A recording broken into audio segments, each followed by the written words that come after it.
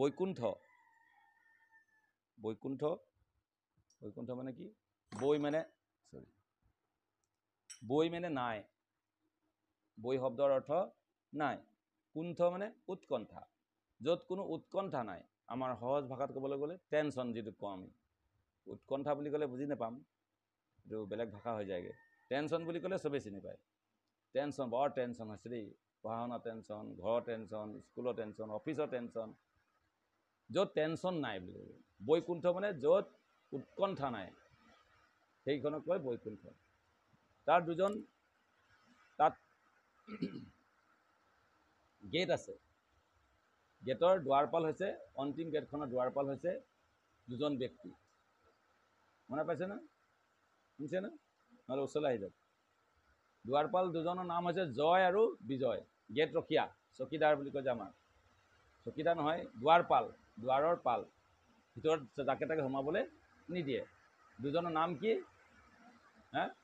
জয় আৰু বিজয় জয় বিজয় নামৰ দুজন ককাই ভাই হ'ব নেকি হ'ব পাৰে তো সেই দুজন দুৱাৰ ৰখা দিছিলে তো তাত ৰখীয়া আছে ভিতৰলৈ যাকে তাকে সোমাবলৈ নিদিয়ে ভিতৰত ভগৱান থাকে বৈকুণ্ঠপুৰীত তো চাৰিজন ল'ৰা সৰু সৰু পোৱালি দেখিবলৈ পোৱালি কিন্তু ব্ৰহ্মাৰ প্ৰথম সন্তান ব্ৰহ্মাক যেতিয়া সৃষ্টি কৰিলে ভগৱানে নাভি পদ্মৰ পৰা যেনেকৈ সৃষ্টি হ'ল ভগৱান নাৰায়ণৰ গৰ্ভৰ পৰা এনেকৈ পদম ফুল সৃষ্টি হ'ল ব্ৰহ্মা সৃষ্টি হ'ল ব্ৰহ্মাই তাৰপিছত প্ৰথমে চাৰিজন সৃষ্টি কৰিলে চাৰিজনৰ নাম হৈছে চতুষ কুমাৰ চাৰিজন কুমাৰ চতু মানে চাৰি কুমাৰ মানে কুমাৰ সৰু সৰু ল'ৰা লেংটা পেণ্টাকৈ ঘূৰি ফুৰে কিন্তু সিহঁতি বহুত ব্ৰহ্মাৰ প্ৰথম সন্তান কিন্তু বহুত জ্ঞানী সিহঁতি কেলৈ ডাঙৰ হ'বলৈ নিবিচাৰিলে ডাঙৰ হ'লে ঝেমেলা আছে ডাঙৰ হ'লে ঝেমেলা নে সৰুতে ঝেমেলা সৰুতেতো ভালেই খাই বৈ ফূৰ্তি কৰা আৰু কি ডাঙৰ হ'লে টেনশ্যনে টেনশ্যন এইটো টেনশ্যন সেইটো টেনশ্যন হয় নে নহয় সেইকাৰণে সিহঁতি ক'লে কি ডাঙৰ নহয় আমি যা হৈ থাক কিন্তু জ্ঞান ভৰ্তি জ্ঞান আছে কিন্তু আচৰণ একেবাৰে সৰু ল'ৰা নিচিনাকৈ কাপোৰ কানিও নিপিন্ধে ঝেমেলা আছে এইবোৰ হয় নাই সেই চাৰিজনে চনক সনাতন সনন্দ সনত কুমাৰ চাৰিজনৰ নাম চনক সনাতন সনন্দ আৰু সনত কুমাৰ চাৰিজনৰ নাম চাৰিজন ককাই ভাই ব্ৰহ্মাই প্ৰথম সৃষ্টি কৰিলে আৰু ব্ৰহ্মাই প্ৰথমতে সিহঁতক কৈছিলে আচ্ছা তক সৃষ্টি কৰিলোঁ তেতিয়া এটা বংশ হেৰি কি বুলি কয় প্ৰজা সৃষ্টি কৰ ব্ৰহ্মা প্ৰজাপতি তাক দায়িত্ব দিছে ব্ৰহ্মাক দায়িত্ব দিছে ভগৱানে আৰু সৃষ্টি কৰা ভাবিছে চাৰিজন সৃষ্টি কৰি দিয়ে সিহঁতি মোক হেল্প কৰিব বুলি ভাবিছিলে তেতিয়া আমি নাই দেই সেইবোৰ ঝেমেলাত নাই আমি ওলালোঁ আৰু তহঁতক সৃষ্টি কৰিলোঁ আকৌ তহঁতি আকৌ এতিয়া মোৰ দায়িত্ব পালন নাই কোৱা তহঁতি তো খং উঠি গ'লগৈ এনেকুৱা কৰিলে খং উঠিলে একদম ইয়াৰ পৰা ৰুদ্ৰ ওলাই গ'ল শিৱ ইয়াৰ পৰা শিৱৰ সৃষ্টি হৈ গ'ল ব্ৰহ্মাৰ পৰা এইটো হ'বা ৰুদ্ৰ ঠিকেই নহওক সেই চতুষ কুমাৰ চাৰিজনে য'ত ত'ত ঘূৰি ফুৰে গোটেই ব্ৰহ্মাণ্ড ঘূৰি ফুৰিব পাৰে সিহঁতি ঘূৰোতে বৈকুণ্ঠ ভগৱানৰ ওচৰত পালেগৈ নহয় চব গেট পাৰ হৈ গৈছে সৰুলা জানো যেনি তেনি ঘূৰি ফুৰে নাই ক'ত নেমানে নহয় যা তা ঘৰত সোমাই যায়গৈ কোনো হেৰি নাই সিহঁতৰ যাওঁতে গৈ পিনে তাৰ পালেগৈ নহয় আৰু সেইখন গেটত সিহঁতি সোমাবলৈ নিদিছে নহয় সেইকেইটাই ঐ পোৱালি ক'ত যাওঁ তহঁতি এনেকৈ কয় নাই ল'ৰা ছোৱালী সোমালে সৰু ল'ৰা দেখিছে জয় বিজয় ক'ত যা কৈছে ভিতৰলৈ যাম আকৌ নপাই ক'ৰ পৰা ওলালি তহঁতি কেনেকৈ আহিলি বোলে যা ভিতৰলৈ যাম আৰু সিহঁতৰতো কম নহয় সিহঁতি ব্ৰহ্মাৰ ল'ৰা চবতকৈ ওপৰত আছে আৰু বোলে আমাক বাধা দিবলৈ আহিছে বৈকুণ্ঠত বোলে চবকে ভগৱানৰ সাক্ষাৎ দৰ্শন দিবলৈ পাৰ্মিশ্যন দিব লাগে আৰু তোমালোকৰ ভিতৰত ভেদভাৱ আহিছে তোমালোকে ইয়াত থকাৰ যোগ্য নহয় অভিশাপ যোৱা তোমাৰ মত্য লোকলৈ যোৱা তোমালোক অভিশাপ দি দিলে যা সিহঁত কি কৈছে বৈকুণ্ঠ থানৰ যিটো দাড়ি দুইজন কি আছিলে নাম জয় আৰু বিজয় মহন্ত মানে এই চাৰি কুমাৰ এই চাৰি কুমাৰৰ কোপে মানে অভিশাপত মানে খঙত অভিশাপ দি দিলে নে আচি ভৈলা নিপাতন তলত পৰি আহিলে ওপৰ পৰা পতন হ'ল বৈকুণ্ঠৰ পৰা এই মৰ্ত্য লোকলৈ আহিবলৈ হ'ল আহি পিনে ক'ত জন্ম হ'ব এতিয়া তাৰপিছতে কাহিনী আছে যেতিয়া কাজিয়া হৈ থাকে সেইটো জন্ম গেটতে হৈ আছে নে ভিতৰৰ পৰা ভগৱানেতো চব শুনি আছে দেখি আছে নহয় শুনি আছে আৰু ভগৱানে আগৰ পৰাই জানে এনেকুৱা হ'ব বুলি ভগৱানৰ ইচ্ছাই হৈছিলে এনেকুৱা লীলা কৰিবৰ কাৰণে সেই কাজিয়া লগাই দিছে সিহঁতৰ ভিতৰত ওলাই আহি ক'লে কি হ'ল এনেকৈ নকওঁ জানো কি হৈছে এইকেইটাই বোলে সোমাবলৈ বিচাৰি ফুৰিছে আকৌ এইটো লেঙেটা পেকেটাকেইটা ক'ৰ পৰা আহি গ'লো এইবাৰ সেইটোতো চিনি নাপায় না চিনি নাই পোৱা তাৰপিছত আৰু কৈছে নহয় আচ্ছা তেতিয়া আকৌ সিহঁতৰ ব্ৰাহ্মণখিনি যে ব্ৰহ্মাৰ পুত্ৰ নহয় জানো ব্ৰাহ্মণ হয় তেওঁলোক বন পৈত হেৰি আছে সিহঁতৰ লগুণ চগুণ আছে জ্ঞানী আছে ন তাৰপিছত কৈছে হে কোনোবা আলহী আহিলে সেনেকৈ কৰিব লাগে নি আহিবলৈ দিব লাগে তোমালোকে কেনেকুৱা আচৰণ কৰিলা এটি মোৰ ব্ৰাহ্মণ হয় ব্ৰাহ্মণৰ মোৰ একদম শৰীৰৰ অংগ মোৰ ভক্তক যদি কোনোবাই যদি অপমান কৰে মোৰ হাতে যদি অপমান মই হাত কাটি দিম মোৰ কোনো ভক্তক কোনো এনেকৈ নকৰিবা তাৰপিছত এনেকৈ আৰু বুজালে আৰু ঠিক আছে আপোনালোকে চিন্তা নকৰিব ইহঁতক গালি চালি পাৰিলে নিজৰকেইটাই গালি পাৰিব ন নিজৰ গালি চালি পাৰিলে আৰু তো ভগৱানে যদি আৰে বাপৰে এইকেইটা বৰ দেখিবলৈ পোৱালি মলি দেখিবলৈ কটীয়া জেঠতে পোৱা কঠীয়া মানে ন কঠীয়া হৈ থাকে ন জেঠতে পোৱা কঠীয়া কিছুমান কটীয়া হৈ থাকে জেঠতে পাৰিলে কি হ'ব তেনেকুৱা আৰু তাৰপিছত ক'লে এতিয়া অভিশাপ হৈ গ'ল ন এতিয়া ক্ষমা বিচাৰিলে তেতিয়াহ'লে ক্ষমা কৰি দিয়ক আমাক আৰু আমি ভুল কৰি পেলালোঁ এতিয়া ক্ষমাটো নহ'ব নহয় এতিয়া যিটো অভিশাপ হৈ গ'ল মুখৰ পৰা ওলাই গ'ল নহয় জানো কাৰৰ নিচিনা জানো সেইকাৰণে বাক্যবান খুব সাৱধান এটা বাক্যবান যদি কথাতেই বতা পায় কথাতেই কটা যায় দ্ৰৌপদী এটা সামান্য কথা কৈ দিলে সেইকাৰণে বস্ত্ৰহৰণ হ'বলগীয়া হ'ল সেইকাৰণে মুখখন চম্ভালি কথা ক'ব লাগে মুখ চম্ভালি কথা ক'লে তেতিয়াহ'লে সাৱধান তো ইয়াত হৈ গ'ল এতিয়া ঠিক আছে তেতিয়াহ'লে এটা কাম কৰা যায় আচ্ছা দুটা অপশ্যন দিম তেতিয়াহ'লে তোমাক কি অপশ্যন তুমি মৰ্ত্যলোকত গৈ যদি ভক্ত হৈ থাকা তেতিয়াহ'লে 7 জন্ম লাগিব মৰ্ত্যলোকত যদি 7 জন্ম তুমি তেতিয়াহ'লে ভক্ত হৈ থাকিব পাৰা আৰু অসুৰ হৈ জন্ম ল'লে 3 জন্মতে তুমি আকৌ উভতি আহিব পাৰিবা কোনটো ল'বা কোৱা এতিয়া তেওঁলোকক অপশ্যন কি দিলে অসুৰ হৈ 3 জন্ম নেব লাগিব আৰু হ'লে ভক্ত হৈ থাকিলে 7 জন্ম ই বোলে ইমান জীৱন আমি থাকিব ন সোনকালে আহিব লাগে যেনে তেনে এই মাৰ খাই হ'লেও আহিম দে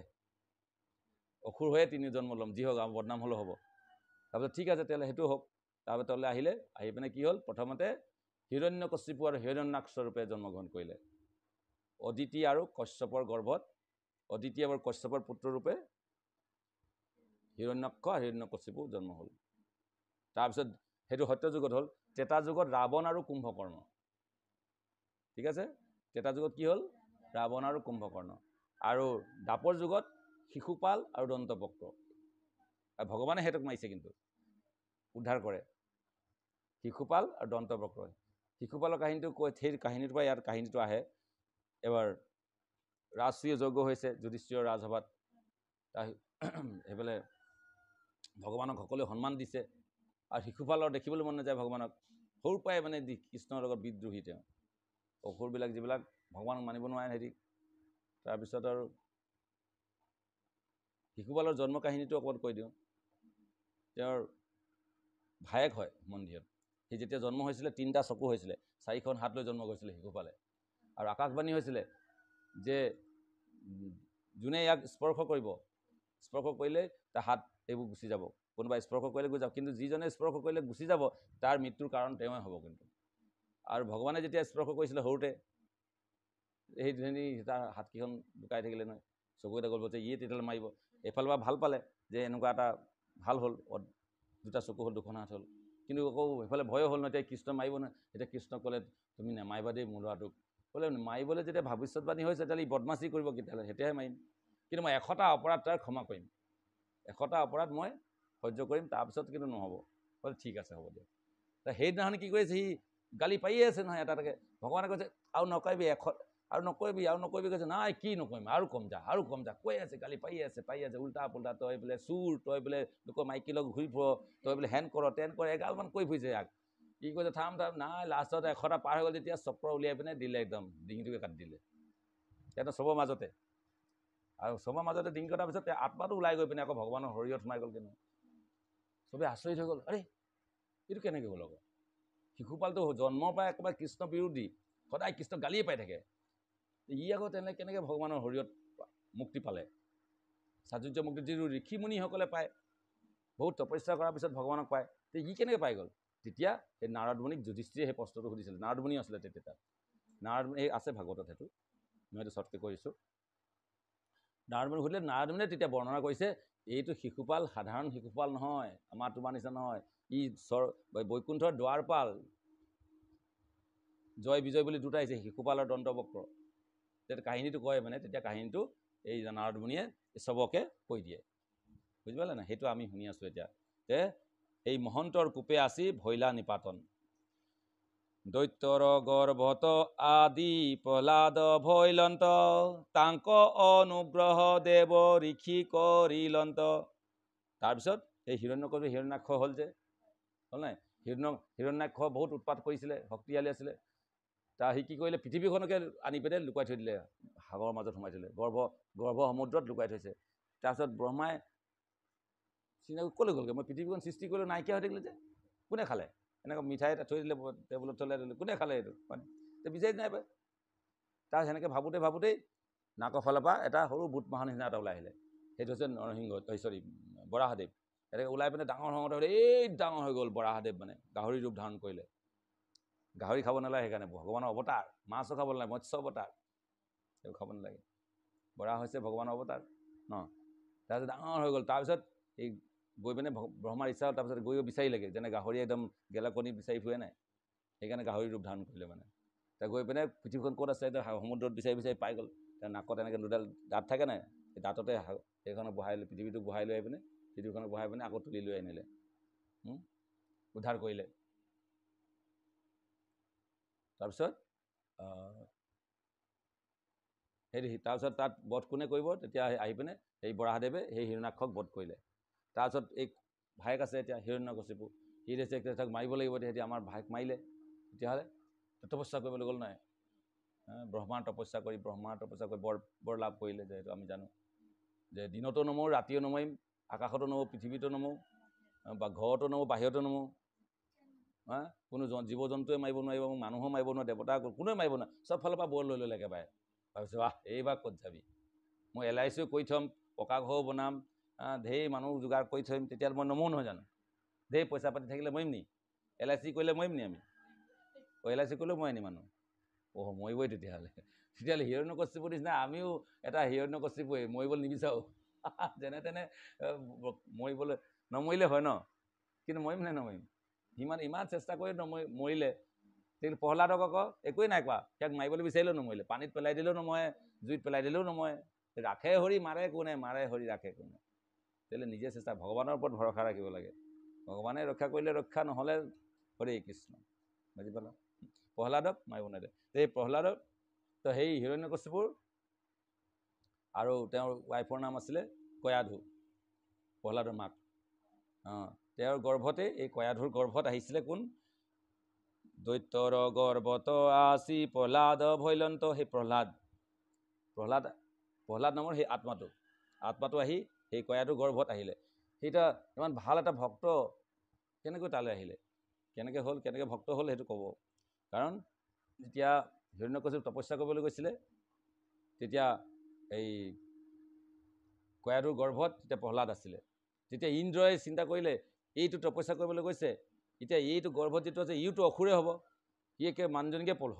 অপহৰণ কৰি লৈ গুচি গ'লে ইন্দ্ৰই মানে এই জন্ম হ'লে মাৰিম মই ইয়াক ডাঙৰ হ'বলৈ নিদিওঁ আৰু ই সদায় ভয় খায়